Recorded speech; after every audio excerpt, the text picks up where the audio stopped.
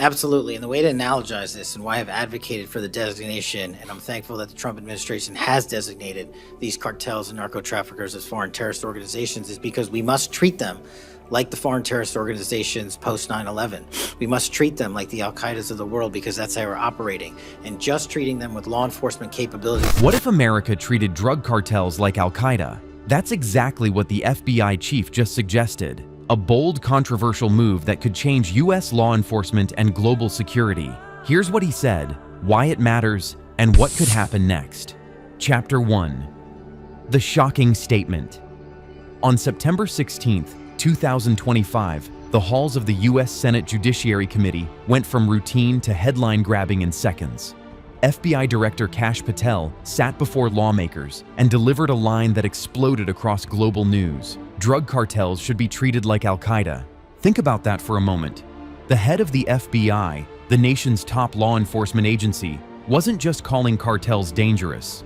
He was putting them in the same category as the group that carried out the 9/11 attacks. Patel told senators that cartels have become more than criminal enterprises. In his words, they operate like transnational armed organizations with the resources, weapons, and ruthlessness of insurgent groups. He argued that the U.S. should deploy the same urgency and tools used after 9/11, intelligence sharing, counterterrorism funding, international coordination, but this time against cartels. The statement ricocheted across major outlets because it wasn't just any offhand comment. It was delivered in sworn testimony during a high-stakes hearing in the middle of an intensifying crisis over fentanyl deaths and cartel violence.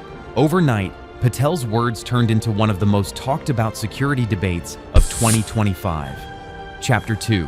Why now? So why would the FBI chief drop such a bombshell at this exact moment? The answer lies in two developments that collided just days earlier. First, the fentanyl crisis. Over 100,000 Americans die annually from overdoses, and fentanyl, a synthetic opioid often produced or trafficked by cartels, is at the center of the storm. Every week brings stories of communities losing teenagers, parents, and entire families torn apart.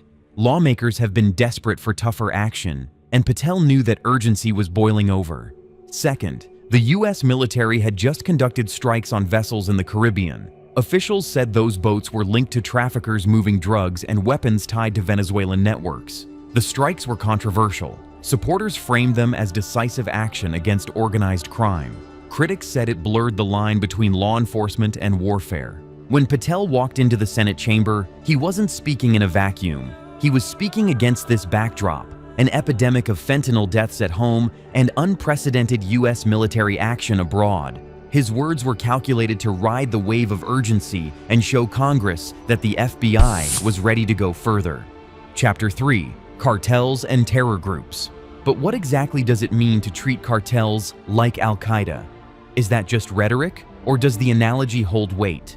Let's unpack it. Cartels, like Al-Qaeda, are transnational. They operate across borders, moving people, money, and weapons with staggering efficiency. They recruit, they train, and they maintain disciplined hierarchies. They also wield incredible violence, from mass killings in Mexico to targeted assassinations of politicians, journalists, and police. Financially, both groups run global operations. Terror groups rely on donations, illicit trades, and shadow banking.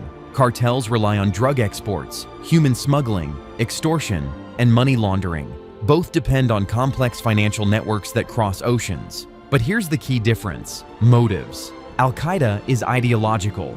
Its goal is political, rooted in extremist beliefs. Cartels are pragmatic. Their goal is profit. Alone was wholly insufficient to wipe out the targets in their entirety. They always had the next man up philosophy. If you take out the leader, they got 10 guys behind it.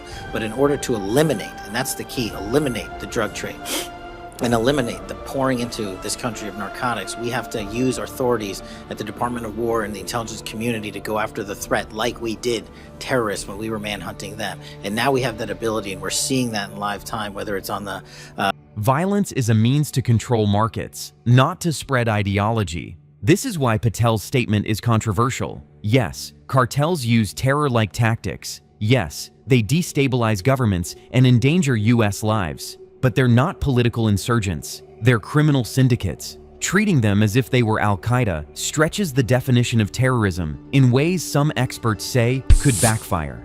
Chapter 4. Tools of a post-9/11 playbook. When Patel invoked the Al-Qaeda model, he wasn't speaking in metaphors. He was pointing to an entire counterterrorism toolkit built after 9/11, a system that rewired how America pursued its enemies. That infrastructure included sweeping surveillance powers, vast intelligence sharing networks, and sophisticated financial tracking systems designed to choke off terror funding before it reached the battlefield. Transferred onto cartels, those tools could change the fight entirely. Surveillance laws could allow U.S. agencies to monitor cartel communications across borders with greater reach. Financial crackdowns could freeze billions laundered through shell companies, banks, and even legitimate businesses. Cross-border cooperation might no longer be limited to policing. It could involve raids or targeted strikes coordinated with foreign militaries. And perhaps most dramatically, designating cartels as foreign terrorist organizations would elevate their crimes to the same level as aiding or abetting terror groups, putting immense pressure on any government, company, or individual tied to them. But there's a catch. These powers have a history of controversy. After September 11th, critics warned of government overreach, civil liberties violations, and unintended consequences. Using them against cartels, many based inside allied nations, could unleash even thornier political and legal battles. The strike on the boat, or going down into Mexico and working with our Mexican authorities with these intelligence assets to say we've located not just the person in charge, the cadre in charge, but the entire network, and we are now able to dismantle that entire network. It's going to take time. The manhunt after 9/11 took some years, and this is going to be a years-long mission. Chapter 5. Political reactions in Washington. So how did lawmakers respond to Patel's dramatic testimony? Predictably, the reaction split along both partisan and ideological lines. Supporters, especially those representing border states or regions hardest hit by fentanyl overdoses, applauded the comparison. They argued that cartels are responsible for mass deaths on U.S. soil and should be confronted with the same determination as terrorist groups. Some even suggested that labeling cartels as terrorists is long overdue. Skeptics, however, pushed back hard. They warned that treating cartels like Al-Qaeda risks militarizing domestic law enforcement. It could justify drone strikes, raids, or indefinite detentions in ways that blur the line between policing and warfare. Senators raised concerns about U.S. relations with Mexico, which has historically opposed any foreign military presence on its soil.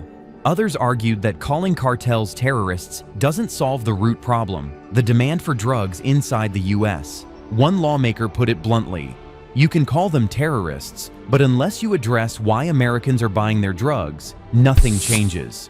Chapter 6. International Implications.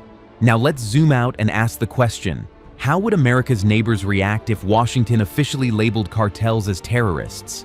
Mexico, first and foremost, would be caught in the crosshairs. Mexico has long resisted any foreign military presence on its soil, seeing it as an infringement on sovereignty. If the U.S. starts treating cartels like Al-Qaeda, Mexico could view it as a backdoor to unilateral American strikes. That would strain an already fragile partnership. At the same time, some Mexican officials quietly admit that the violence is overwhelming. They've seen entire towns captured by cartel armies. For them, U.S. help could look less like interference and more like survival. Colombia presents another angle. The country has decades of experience fighting narco-traffickers and insurgents, often with U.S. support. For Bogota, Washington's shift might bring more funding and intelligence sharing, but it also risks reigniting memories of the heavy-handed war on drugs campaigns that brought as many problems as they solved. And let's not forget the wider region. Central America, the Caribbean, and even parts of Europe that see cartel shipments all would have to decide, do they cooperate with a US-led terror framework, or do they push back to protect their own political and legal boundaries? Chapter 7. Civil Liberties and Legal Debate. Inside the US, the fight isn't just about strategy, it's about values. Critics are quick to remind us that the last time America expanded extraordinary powers after 9/11, it sparked years of debate over surveillance, profiling, and government overreach. If cartels are treated like terrorist groups, the FBI and other agencies could gain sweeping authority to monitor communications, freeze assets, and conduct raids. Supporters say this is necessary to save lives, but opponents warn it risks blurring the line between policing and warfare. There's also a human angle. Immigrant communities, especially Mexican and Central American families, worry they could be unfairly targeted under broad anti-terror laws. Constitutional scholars caution that stretching the definition of terrorism might undermine legal safeguards designed to protect citizens. In short, Patel's proposal doesn't just raise policy questions. It reopens America's deepest debates about freedom versus security. The debate made one thing clear. Patel's statement wasn't just a law enforcement comment. It was a political earthquake. It forced Washington to wrestle with whether the U.S. is ready to escalate the fight against cartels to a level once reserved for groups like Al-Qaeda and ISIS. Chapter 8. What happens next? So, where does this go from here? Some lawmakers are already drafting bills to label cartels as foreign terrorist organizations, a step that would raise the legal and diplomatic stakes overnight. Others are pressing the White House to bypass Congress and issue executive orders. Meanwhile, quiet conversations are unfolding with Mexico and Colombia to test how far cooperation could realistically extend. But the outcome remains uncertain. Patel's words sparked headlines, but turning rhetoric into binding policy is another fight entirely. Will the U.S. launch a counterterrorism-style campaign against cartels, or will the moment fade as political theater? For now, the fuse has been lit, and the world waits to see if it burns into history. The FBI chief's war on cartels call could reshape U.S. policy or fade as politics. What do you think? Should cartels be treated like terrorists? Comment below. And if you enjoy this video, hit like, subscribe, and turn on notifications for more.